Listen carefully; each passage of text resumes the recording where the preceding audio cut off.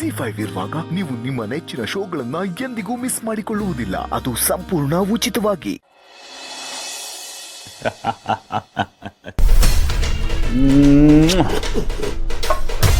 ಏನೇ ಹೇಳು ಅಲಿಮಯ್ಯ, ನಿನ್ನ ಜೊತೆ ಕೂತ್ಕೊಂಡು ಕುಡಿಯುವ ಕ್ಷಣಗಳಿದೆಯಲ್ಲ, ನನ್ನ ಬದುಕಿನ ರಸ ನಿಮಿಷಗಳು ಕಾಣೋದು.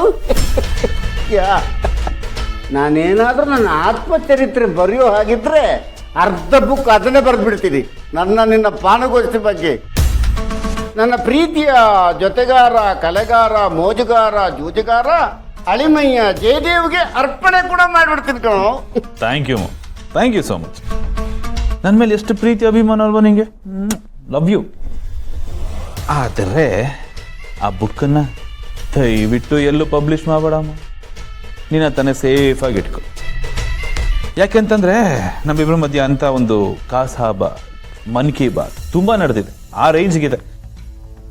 ಅದು ಯಾವ ಮಾರಿ ಹೊರಗಡೆ ಬಂದು ಜನ ಅದನ್ನು ನೋಡಿದ್ರೆ ಕಾಂಟ್ರವರ್ಸಿ ಶುರು ಆಗುತ್ತೆ. ಅದಕ್ಕೆ ಹೇಳ್ತಾ ಇದ್ದೀನಿ ಮಾಮ್ಸ್, ನನಗೆ ಸಮಾಜದ ಮೇಲೆ ಕನ್ಸರ್ನ್ ತುಂಬ ಜಾಸ್ತಿ. ಯಾವ ಮಾರಿ ಏನಾದರೂ ನಮ್ಮ ಬುಕ್ಕನ್ನು ಚಿಕ್ಕ ಮಕ್ಕಳು ಓದಿದ್ರೆ ಚಿಕ್ಕ ವಯಸ್ಸಿಗೆ ಬೇಗ ದೊಡ್ಡವರಾಗ್ತಾರೆ. ಆ ಬುಕ್ ಓದಿ ಬರೀ ಕಣ್ಣು ಹಾಳಾಗಿದ್ದೀರಾ ನಾನು ಸುಮ್ಮನಿರ್ತಿದ್ದೇನೋ, ಆದರೆ ಜೀವನನೇ ಹಾಳಾಗ್ಬಿಡುತ್ತೆ ಮಾಮ್ಸ್. ಏನಂತ ಕರೆಕ್ಟ್ ಆಗಿ ಹೇಳ್ದೆ ಕನ್ನಡಿವಯ್ಯ. ರಂಗಿಲಾ ಕಹಾನಿ, ನಶೆ, ನಿಶೆ ಮತ್ತು ನಾರಿ. ಮತ್ತೆ ಅಲ್ಲ ಮಾಮ್ಸ್, ಯಾರು ಅವನ ಜೀವನದಲ್ಲಿ ಏನಾದರೂ ಮಾಡ್ಕೊಂಡು ಹಾಳಾಗೋಗ್ಲಿ, ನಾವು ಚೆನ್ನಾಗಿದ್ರೆ ಸಾಕು ಅಂತ ನೆಮ್ಮದಿಯಾಗಿ ಬದುಕ್ತಾ ಇದೀವಿ. ಅದರಲ್ಲಿ ನೀನೊಂದು ಕೈ ಮೇಲೇನೆ ಕಣೋ. ನಿನಗೆ ಯಾವ್ದು ಒಳ್ಳೇದು ಅದನ್ನು ಮಾಡೇ ಮಾಡ್ತೀಯ. ಏನು ಪಡ್ಕೋಬೇಕು ಅದನ್ನು ಪಡ್ಕೋತೀಯ. ಈಗ ಪ್ರಮೋಷನ್ ಪಡ್ಕೊಂಡಿಯಲ್ಲ, ಆ ಥರ. ಅಳಿವಯ್ಯ, ಈ ಪ್ರಮೋಷನ್ ಅಂದಾಗ ನೆನಪಾಯ್ತು ಕಣೋ. ಕಂಗ್ರ್ಯಾಚುಲೇಷನ್ ಒಂತಾಗೆ. Thank you moms, thank you so much. ಅಂತೂ ಅಂದ್ಕೊಂಡಿದ್ದನ್ನು ಸಾಧಿಸ್ಬಿಟ್ಟ ಅಳಿವಯ್ಯ. ಇದು ಖಾಲಿ ಪ್ರಯತ್ನ ಅಲ್ಲ, ನಿರಂತರ ಪ್ರಯತ್ನ, ಭಗೀರಥ ಪ್ರಯತ್ನ. ನಿನ್ನ ಹಠಕ್ಕೆ, ಛಲಕ್ಕೆ ಮೆಚ್ಚಲೇಬೇಕು ಅಳಿಮಯ್ಯ. ಅದಕ್ಕೆಲ್ಲೂ ನಾನು ಹೇಳೋದು, ನೀನು ಛಲದಂಕಮಲ್ಲ ಅಂತ. ಇಷ್ಟರವರೆಗೆ ಜಯದೇವ್ ಅಂತ ಹೆಸರಿಟ್ಕೊಂಡು ಅಪಜಯನೇ ನೋಡ್ತಿದ್ದೆ, ಅಂದ್ರೆ ಸೋಲ್ತಿದ್ದೆ. ಈಗ ಛಲದಂಕಮಲ್ಲ ಅಂತ ನಾನು ಕರೆದ ಮೇಲೆ ನಿರಂತರವಾಗಿ ಜಯ ಸಾಧಿಸ್ತಿದ್ಯಾ. ಅದು ಸಾಮಾನ್ಯ ಜಯ ಅಲ್ಲ, ಭಾರಿ ಜಯದೇವನೇ ಆಗ್ಬಿಟ್ಟಿದ್ಯಾ. ಏನ್ ಮಾಡೋದು ಮಾಮ್ಸ್, ಮಾರ್ಕೆಟಲ್ಲಿ ಉಳಿಬೇಕು ಅಂದ್ರೆ ಏನಾದರೂ ಮಾಡಲೇಬೇಕು. ಅಂಡ್ ಕಾಂಪಿಟೇಷನ್ ಹೆವಿ ಇದ್ದಾಗ ನಮ್ಮ ಟ್ಯಾಲೆಂಟನ್ನು ನಾವು ಪ್ರೂವ್ ಮಾಡ್ಕೊಳ್ಳೇಬೇಕು. ಕರೆಕ್ಟ್ ಕಣು. ಈ ತಪ್ಪು ಸರಿ ಲೆಕ್ಕಾಚಾರಕ್ಕಿಂತ ಮಾರ್ಕೆಟಲ್ಲಿ ಚಲಾವಣೆಯಲ್ಲಿರೋದು ಬಹಳ ಮುಖ್ಯ.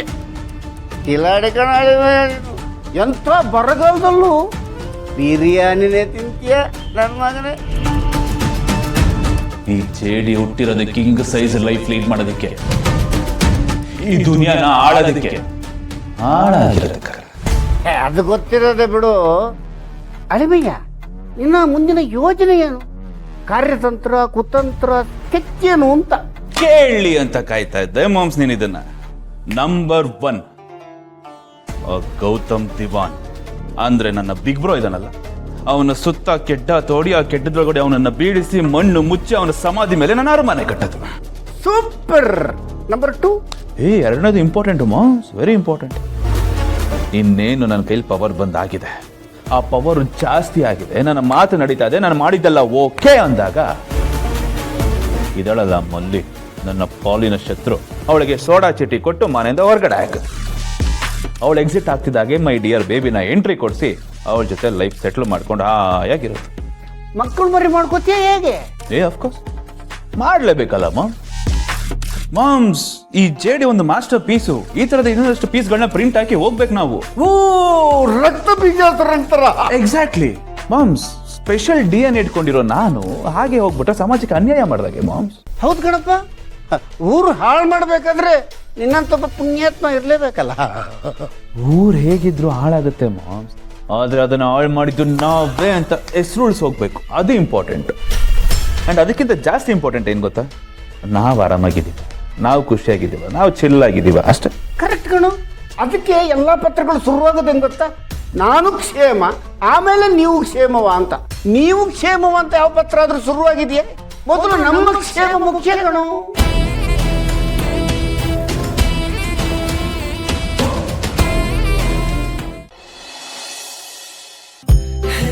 ರೀ ಹೆಂಡತಿ, ಬ್ರೇಕಿಂಗ್ ನ್ಯೂಸ್ ಏನು ಗೊತ್ತಾ? ಜೈ ಬ್ರೋಗೆ ಕಂಪ್ನಿಲಿ ಟಾಪ್ ಪೊಸಿಷನ್ ಸಿಕ್ಕಿದೆ. ನಂಗಂತೂ ನಿಜವಾಗ್ಲೂ ತುಂಬಾನೇ ಖುಷಿ ಆಗ್ತಿದೆ.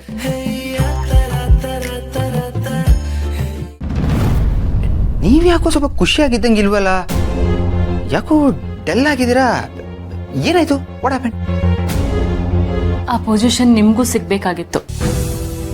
ನೀವು 3 ಹೊತ್ತು ಕತ್ತೆ ಥರ ಈ ಕಂಪನಿಗೋಸ್ಕರ ದುಡಿತಿದ್ದೀರಾ ಅಲ್ವಾ? ಅಂದ್ಮೇಲೆ ಅವ್ರಿಗೆ ಮಾತ್ರ ಏನಕ್ಕೆ, ನಿಮ್ಗೆ ಹಾಕಿಲ್ಲ?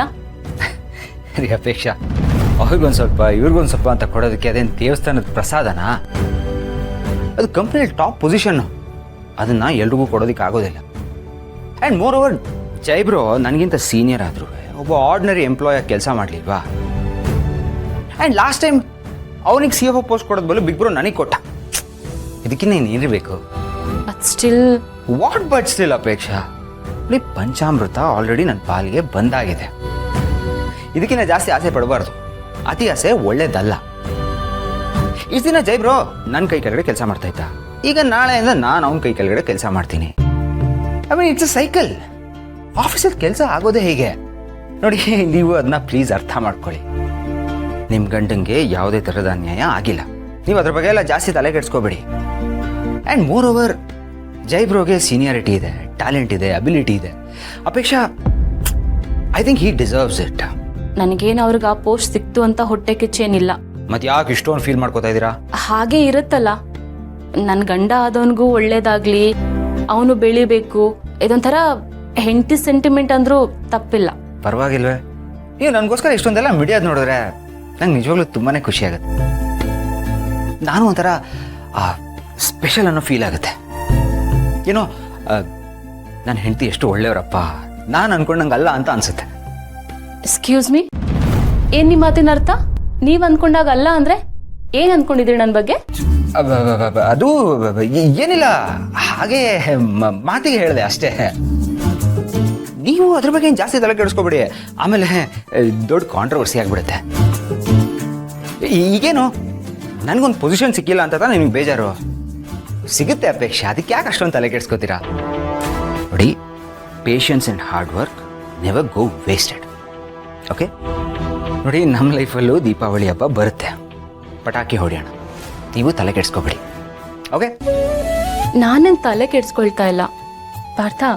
ನನ್ನ ಆಸೆ ಏನು ಗೊತ್ತಾ, ನೀವು ಇನ್ನೂ ಸ್ವಲ್ಪ ಹೈಯರ್ ಪೊಸಿಷನ್ಗೆ ಹೋಗಿ ನಿಮ್ಮ ಕೆಲಸನೆಲ್ಲ ಬೇರೆಯವ್ರು ಮಾಡೋ ಥರ ಆಗಬೇಕು. ನೀವು ಜಸ್ಟ್ ಮಾನಿಟರ್ ಮಾಡಬೇಕು ಅಷ್ಟೆ. ಆಗ ನೀವು ಸ್ವಲ್ಪ ಫ್ರೀ ಆಗ್ತೀರಾ, ನಾನು ನಿಮ್ಮ ಜೊತೆ ಜಾಸ್ತಿ ಟೈಮ್ ಸ್ಪೆಂಡ್ ಮಾಡ್ಬೋದಲ್ಲ ಅಂತ ಅಷ್ಟೆ.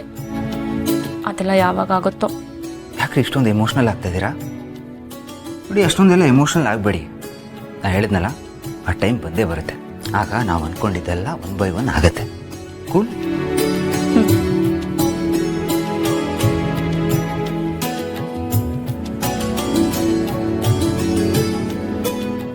ZEE5 ಆಪ್ ಡೌನ್ಲೋಡ್ ಮಾಡಿ ಎಲ್ಲಾ ಸಂಚಿಕೆಗಳನ್ನು ಸಂಪೂರ್ಣ ಉಚಿತವಾಗಿ ನೋಡಿ.